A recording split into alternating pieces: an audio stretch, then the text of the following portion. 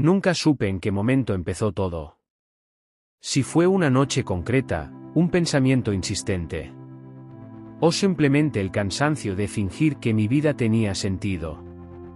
Durante años creí que recordar era algo pasivo. Que los recuerdos estaban ahí, quietos, esperando a que uno los visitara. Me equivoqué. Los recuerdos también se mueven. Cambian. Se acomodan para no hacernos daño, o para hacérnoslo sin que lo notemos. No le he contado esta historia a nadie. No porque sea extraordinaria, sino porque es incómoda. Porque cuando la digo en voz alta, ya no puedo fingir que fue un mal sueño. O una exageración de mi mente cansada. Tal vez tú tampoco sabes por qué estás escuchando esto. Tal vez solo buscabas algo para acompañar el silencio. Pero si sigues aquí, necesito que sepas una cosa. No estoy seguro de que todo lo que voy a contar haya ocurrido exactamente como lo recuerdo. Solo sé cómo lo viví. Recuerdo el lugar donde empezó. No era especial. Un sitio común, uno de esos que se repiten en miles de ciudades. Lo especial era la sensación. Esa extraña certeza de que algo estaba a punto de cambiar. Aunque nada, en apariencia, estuviera ocurriendo. Yo era alguien normal. Con rutinas. Con horarios. Con pensamientos que se repetían como un eco. Mañana será igual que hoy, y pasado mañana también. Hasta que una pequeña grieta apareció. No fue un evento dramático. Fue una pregunta. Una que no supe responder. Y desde ese momento, empecé a notar cosas. Detalles que antes pasaban desapercibidos. Silencios demasiado largos. Recuerdos que no encajaban del todo. Quizás lo más inquietante no fue lo que ocurrió después, sino darme cuenta de que, en el fondo, una parte de mí siempre había estado esperando que algo así pasara. Si estás escuchando esto de noche, te pido que no te duermas aún. Y si es de día, que no te distraigas. Porque lo que voy a contar no trata solo de mí. Trata de lo que hacemos para no mirarnos de frente. Y de lo que sucede cuando, por fin, dejamos de huir.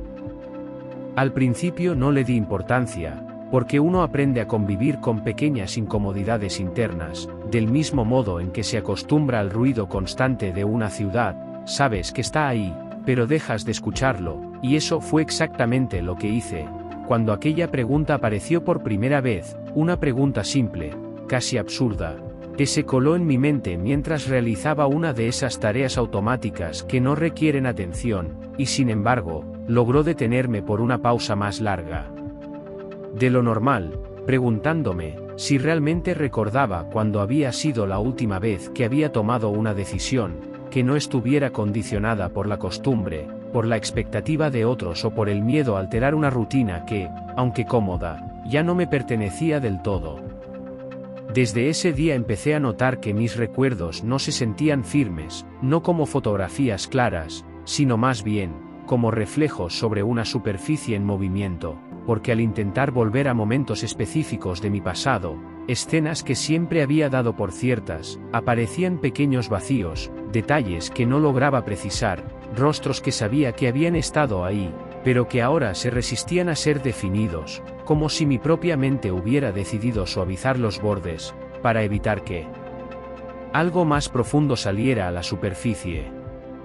No fue miedo lo que sentí entonces, al menos no de inmediato, fue una extraña curiosidad, una sensación de estar a punto de descubrir algo importante, sin saber exactamente qué estaba buscando, y esa curiosidad me llevó a observar con más atención mis días, mis gestos repetidos, mis pensamientos recurrentes, hasta darme cuenta de que vivía más tiempo recordando el pasado, o anticipando el futuro, que habitando el presente, y que en ese constante ir y venir, había empezado a perder la noción de la persona que era realmente, cuando no estaba reaccionando a nada. Había mañanas en las que despertaba con la impresión de haber soñado algo relevante, algo que debía conservar, pero al intentar aferrarme a ello, solo encontraba una sensación persistente, una especie de eco emocional sin palabras, y aunque intentaba ignorarlo, esa sensación se acumulaba, se hacía más densa, más difícil de apartar, como si mi mente estuviera intentando decirme algo, en un idioma que yo había olvidado cómo escuchar.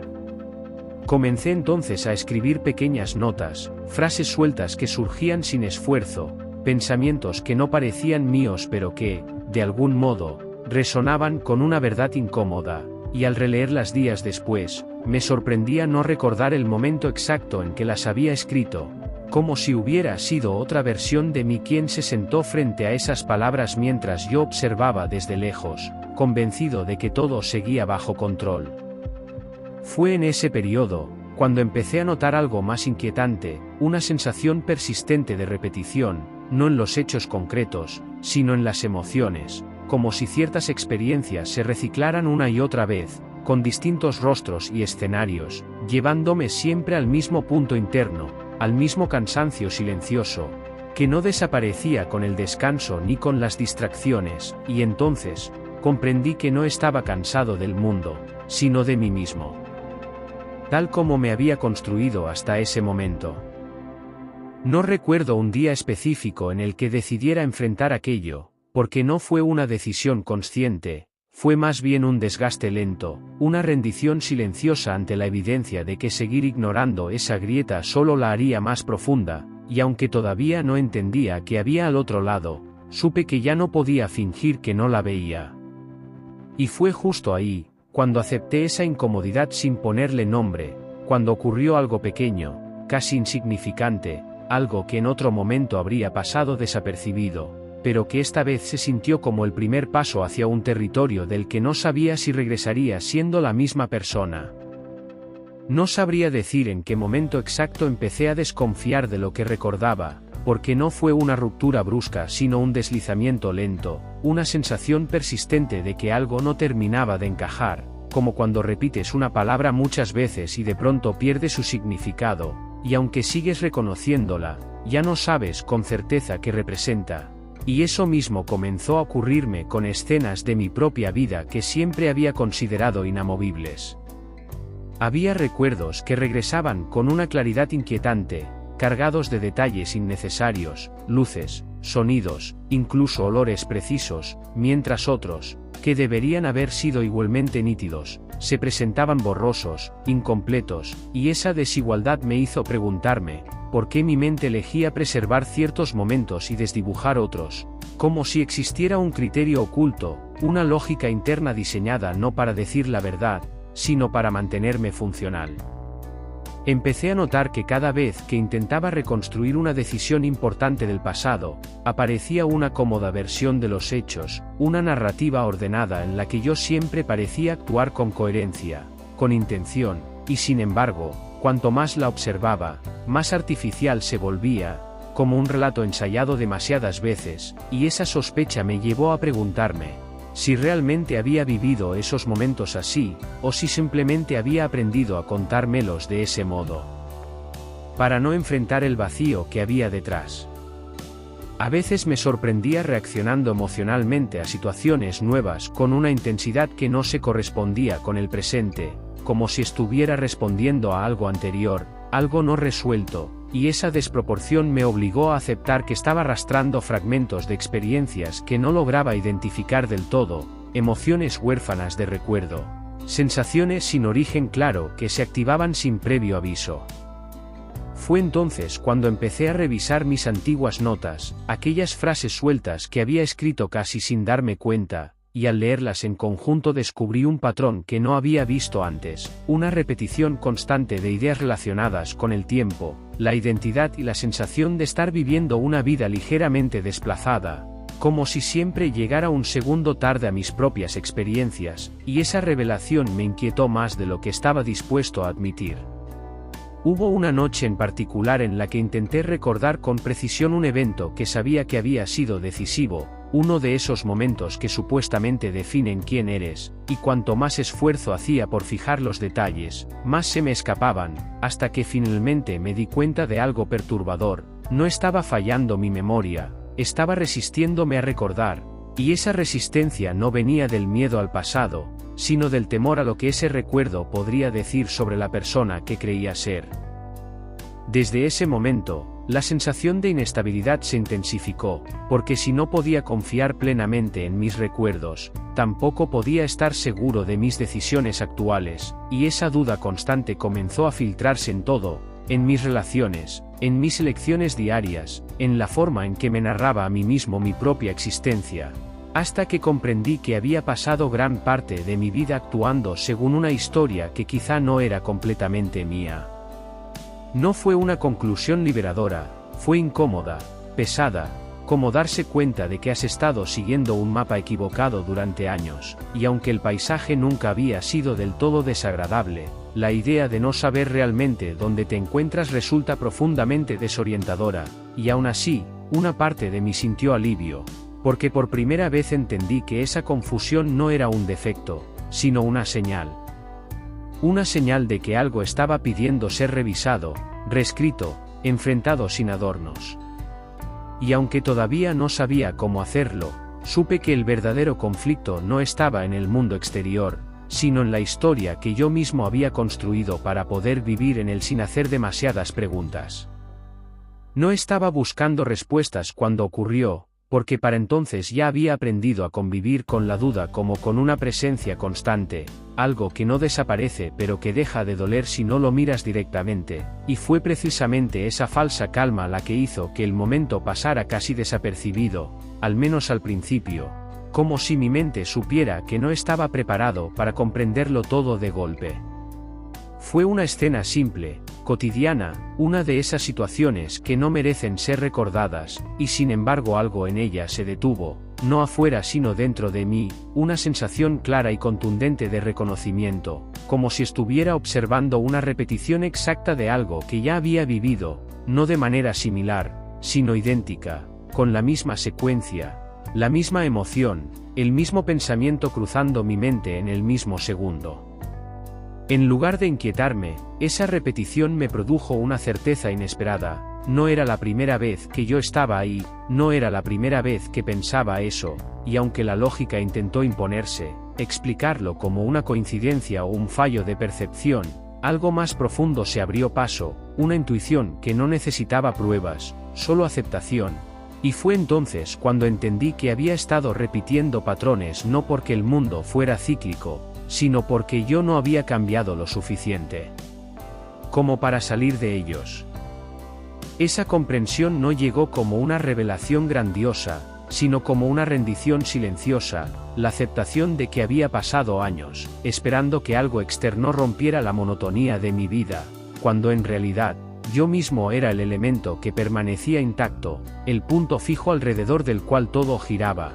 Y esa idea me atravesó con una mezcla de tristeza y alivio, porque si yo había sido parte del problema, también podía ser parte de la salida.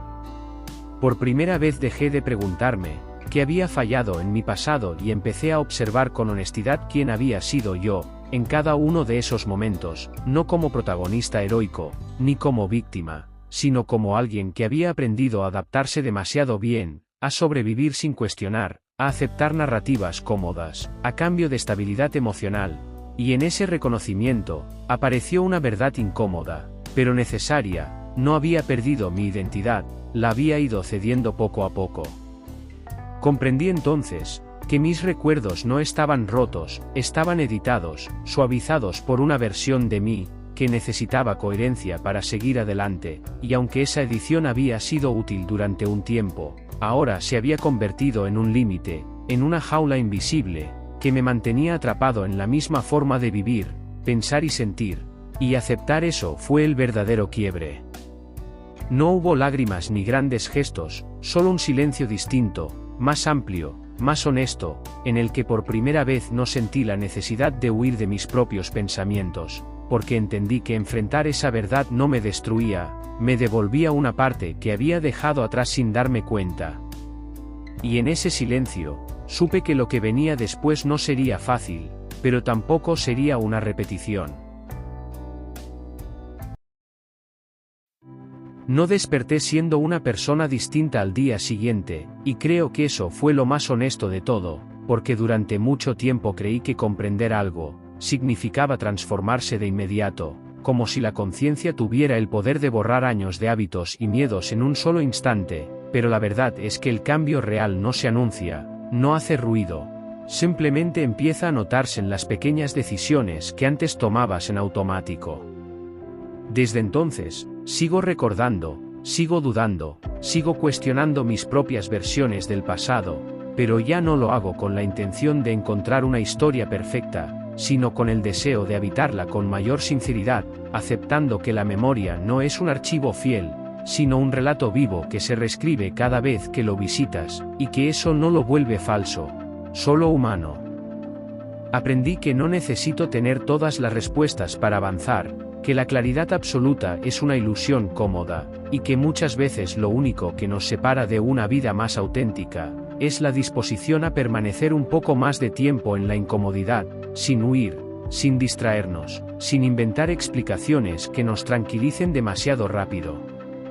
A veces todavía siento esa vieja tentación de volver a la narrativa conocida, a la versión de mí, que sabe exactamente quién es y hacia dónde va, pero ahora reconozco ese impulso por lo que es, un refugio, no una verdad, y en lugar de rechazarlo, lo observo pasar, sabiendo que no necesito eliminarlo para seguir adelante.